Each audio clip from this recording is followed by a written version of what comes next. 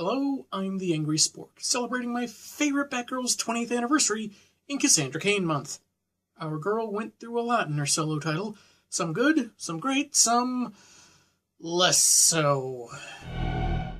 In addition to her growing communication skills, Cassie got out more. She had a brief relationship with Superboy, Con-El, and even went undercover to keep an eye on some members of the Justice League elite in the guise of Kasumi. She eventually revealed this to one of her teammates when they were in a life-threatening situation because she didn't want them to die with her ally thinking she was a murderer. But I don't know how they reconciled that with the fact that Kasumi's first appearance in the series, in the very first issue, involved her decapitating a guy.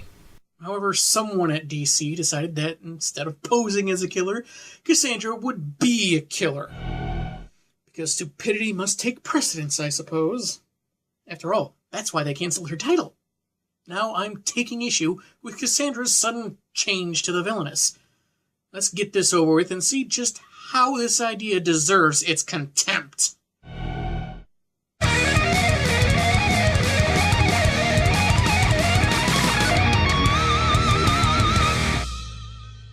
We start with Robin number 148, written by Adam Beechin with art by Carl Kerschel, Wayne Faucher, Prentice Rollins, and Guy Major.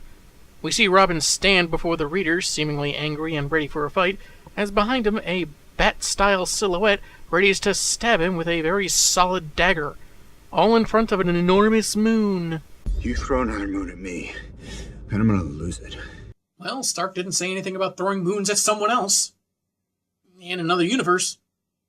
There's other stuff going on in this title, so I'm only going to focus on the Cass-related portions.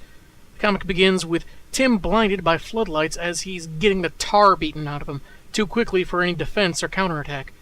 After the assault is over, however, he finds the only other person is a dead body, in a Batgirl suit, with R-blades in her neck and chest. Yeah, he threw the blades, but not for anything lethal, and he can't fathom why his ally would go berserk on him.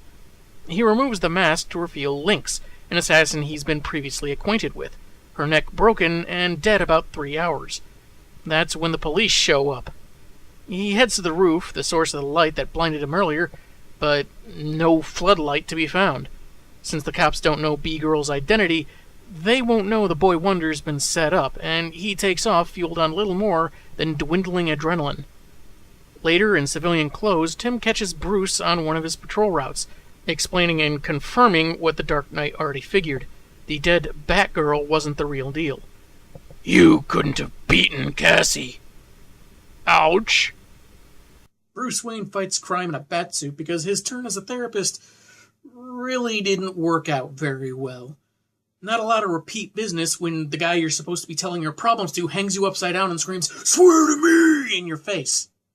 As a reminder, Bruce, Grayson, and Tim took a year off to decompress after the most recent crisis. One day, in Budapest, Tim got a note threatening Cassie's life, and since it was addressed to his civilian ID, he figured whoever sent it also knew Bat's and Nightwing's IDs, so he left without a word. Batgirl was nowhere to be found, and blank leads led him to his alleyway beating. Bats will let Oracle know Cass isn't dead and have her keep others out of Tim's investigation, as their exchange is watched by a woman on a neighboring building. Bruce leaves, reminding his young charge that if things get out of hand, he doesn't have to go it alone. We have each other's backs. We're family. Where have I heard that one before? Well, technically this story came first, but moving on before we get too complicated. Tim gets home, realizing his R's wouldn't have been able to pierce the special material their suits are made of, so he has to examine the outfit Lynx was wearing. But in order to do it, he'll need to break into Gotham PD's evidence locker. Since Helena Bertinelli first wore that particular Batgirl suit design, did she just happen to make a Kevlar-reinforced suit coincidentally matching Batman's standard? Or did they decide to make a resized copy when the mantle was passed to Cassandra? That would make a lot more sense, since there would be a physical difference between the frame of a 17-year-old and a woman that's probably 8 to 10 years older. The cover for number 149 sees two cops in a dark room, one finding the Batgirl suit, looking rather surprised, as Robin hides by bracing himself amongst the rafters. The citizens of Gotham take hide-and-seek very seriously. Tim is recapping his situation as he sneaks his way into a precinct, to the evidence room, and past an officer calling his therapist. Tim finds the suit, and the lack of a yellow bat outline should be the first tip-off it's a fake, but he also notices a fingerprint smudged on the lens, just as the aforementioned troubled officer notices him. He deals with him and then vamooses upstairs, unable to avoid getting noticed, as some badges open fire. While this is happening, a young woman named Shauna exits a club after killing a guy for money. She's attacked in an alley with a voice calling her by her real name, Anna Lee, and she's referred to as unworthy of what he taught her, wasting what was given to them all, calling her a sister, before going all Man of Steel. Tim has managed to evade police by disguising himself as one of them, and goes home to study the Batgirl mask when Lady Shiva drops in for a visit. Nissa Al Ghul, Talia's sister that had assumed control of the League of Assassins, was killed earlier that night by a car bomb overseas, and since this is happening so close to the presumed death of Batgirl that Robin is blamed for, the League is likely involved. So did she print that story off a website while she was at an internet cafe or something? I mean, the story seems pretty fresh to have all those details, but hey, as the story demands, right? Because the result was just so great, right? Shiva pieces out after saying she doesn't know where Cass is, leaving Tim to inspect a slip of paper he found within the mask, written in Navajo. And more than that, the message uses the same technique akin to code talkers of World War II. Something that Bruce apparently taught Tim and Cassandra. Because when you have someone whose upbringing makes it incredibly difficult for her to learn to read or write English, Navajo and a complicated cipher are just a cinch, right? No, it isn't. The decoded message reads, "We have Cassandra Cain. Bring David Cain to the Blithedale oil fields at 10 p.m. June 7, or she dies. Tell no one, or she dies." I guess the code must have instructed Tim to underline the recurring word dies a couple of times, meaning these people mean business. This takes us to issue 150, the cover of which sees Tim swinging high above the coastal section of Gotham while smiling for some reason. Not something readers were doing much of when this was done. He's wading through the sewers and using some interesting tech to bypass underground security, all to pick the lock to David Cain's cell. He quickly subdues him and takes him out of the prison, tied up in such a way that cuts off his oxygen if he moves his limbs too much, and finally asks where to find Cass.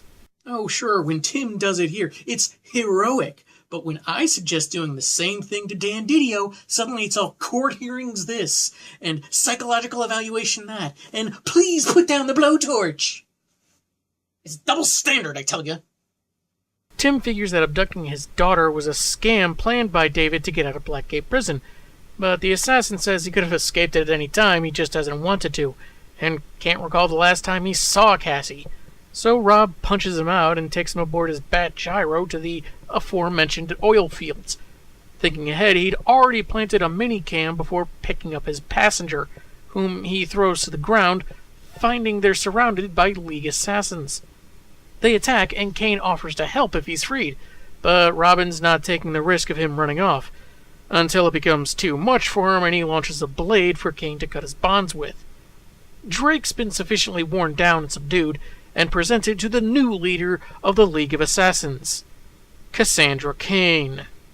Urge to kill rising. The deaths of Lynx and Nissa Al Ghul, faking her heroic identity's demise and framing Robin, all because the woman she killed earlier, Anna Lee, was another child of David Cain, and not being the only kid that David had trained and loved made Cass feel less special. He starts monologuing. Even when I read this years back, it was lousy as an excuse for someone to become a villain, especially Cassandra. I can see her being surprised, confused, maybe even a little upset at first, but to go full-blown murdering leader of murderers, given everything she went through as a hero, it just does not work. But hey, orders are orders, even if the ones giving them are freaking morons! Cain's reasoning for having more than one child and keeping them secret from one another was to cover his bases, ensure the success of his project, but that doesn't stop Cassie from kicking him over and over and over. In a way that makes sense, since his intention was to make the perfect assassin, so that doesn't seem too much of a deviation from Cain's character, at least. Tim pleads for her to stop, but she says he needs to wise up to how there is no real justice, except that which the League will provide by killing only the truly deserving, such as Davy Boy here. She framed Robin so that he'd join her on her quest, and she says that Batman isn't too different from her biological father. He's a loner that doesn't even trust his JLA comrades, and has a red and yellow sidekick that acts as a target for crooks to focus on, while the Dark Knight hides in the shadows.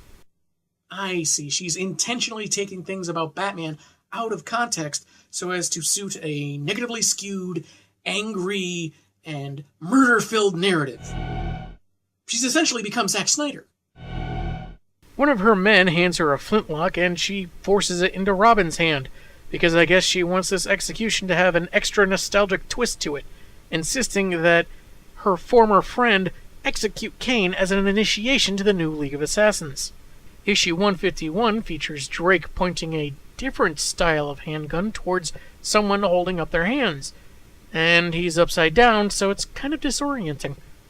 Tim narrates that it's been more than a decade since Interpol stopped tallying Cain's victim count, which sounds like he's such a ruthless killer, but also more sounds like Interpol's being lazy. Killing him might save countless lives, and Cass seems very convincing as she whispers almost seductively in his ear to pull the trigger, but in the end he chooses not to cross that line, firing into the air and fighting back. Cass says her father's death isn't about making herself happier, it's about justice, to no longer be used, and Tim's recent losses of his dad, his stepmom, and Spoiler makes him a more willing tool for the Caped Crusader, someone who's fine with lying to the Justice League of America. She knocks Tim aside and opens fire on her dad, which is weird because not only do we not see a bullet wound, Cain's last-minute confession is that he had a lot more kids than Cassie and Anna Lee before he stops moving.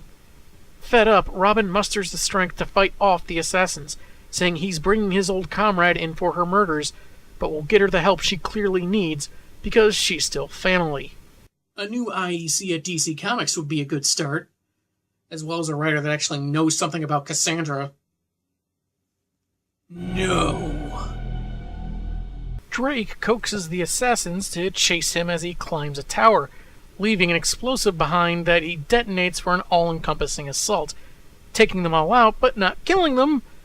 Somehow, let's just go with it. It's down to him and Cassie, who says she's feeling like herself for the first time, says the young woman that clearly raided Lady Shiva's closet.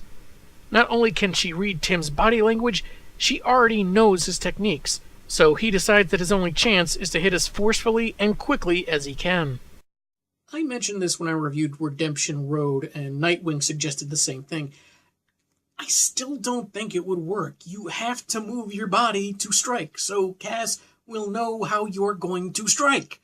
The only way to really counter her is a distraction not reliant on one's body movement. But it still seems to work here, and their fight gets pretty intense, even to a point where she tries breaking his neck. As the flames grow around them, Cass seems determined to live with the loss of her would-be partner, until the encroaching fire makes her hesitate and she runs off. You'd think, since they decided to make her go full supervillain, she'd try throwing him into the flames, or otherwise let them take care of Drake for her or something. After the explosion sends him flying like a real bird, Robin discovers a bunch of League assassins, all dead by broken necks, and Cain is gone. Later, resting next to some gargoyles, Tim's minicam survived the explosion and has all the evidence he needs to clear himself. But it also marks Cassandra as a murderer. If you listen closely, you can hear Dan Didio giggle with impish glee. Probably while gnawing on some livestock. Later issues of the Robin title would at least call back to Cass's uncharacteristic turn.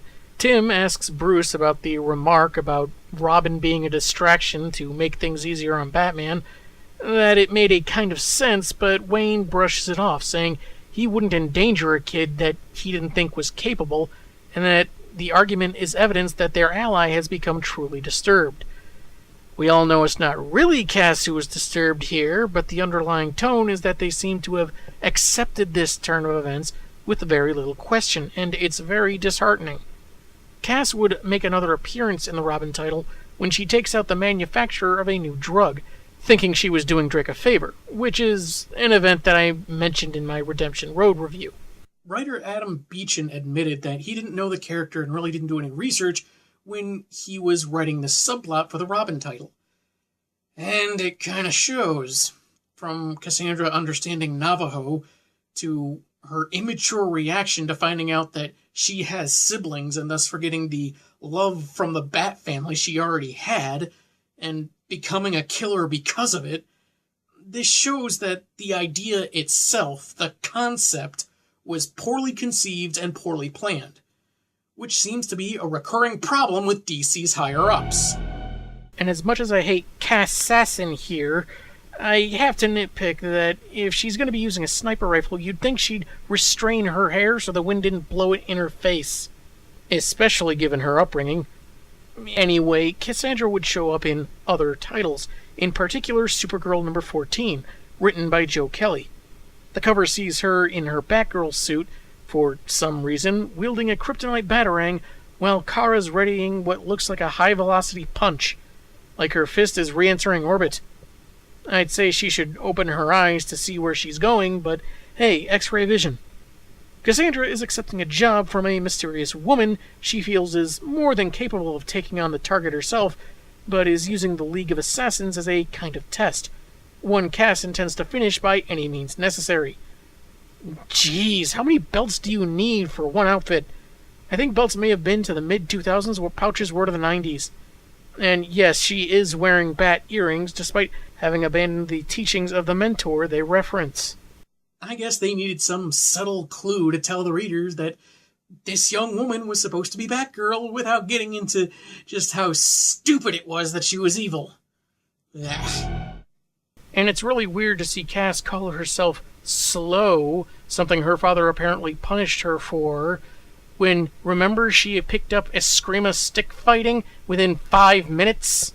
So I guess no one informed Joe Kelly about the finer details of Cassandra either.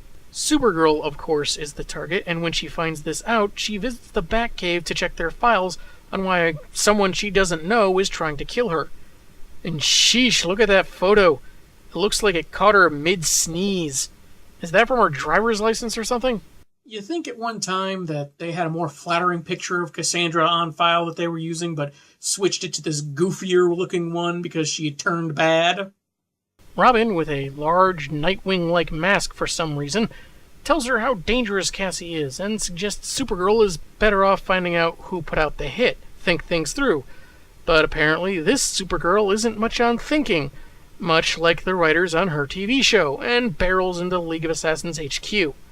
She falls into a trap of diamond dust, red sunlights, and Cassandra's red solar swords, which don't seem to affect Kara too badly at first, since she still has her powers for the moment.